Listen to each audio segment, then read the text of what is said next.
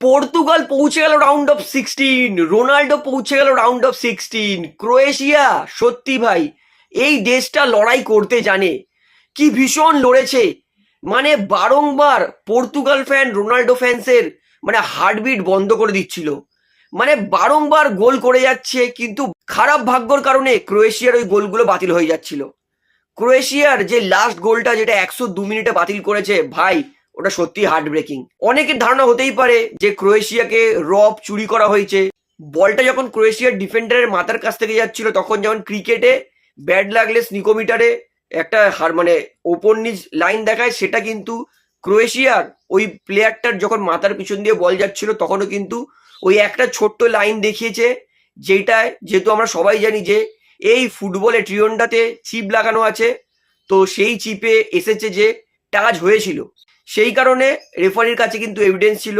রেফারির মনে হয়েছে ওইটা ক্রোয়েশিয়ার প্লেয়ারের মাথায় লেগে বলটা পাস হয়েছে, যেহেতু যে গোল করেছে সে অফসাইড পজিশনে ছিল, সেই কারণে 102 মিনিটে কিন্তু ওইটা অফসাইড দিয়েছে।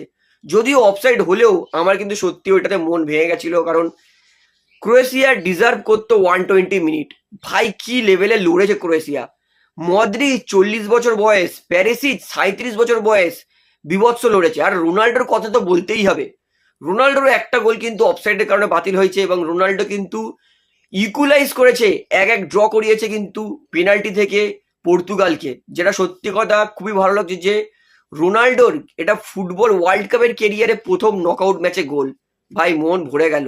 এবং গোনজালো রামোস তার কিন্তু দ্বিতীয় গোলে কিন্তু 2-1 জিতেছে পর্তুগাল। এবং প্রশংসা করব পর্তুগালের কোচ রবার্টো মার্টিন, প্রথমবারে ভীষণ কঠিন সিদ্ধান্ত নিয়েছে।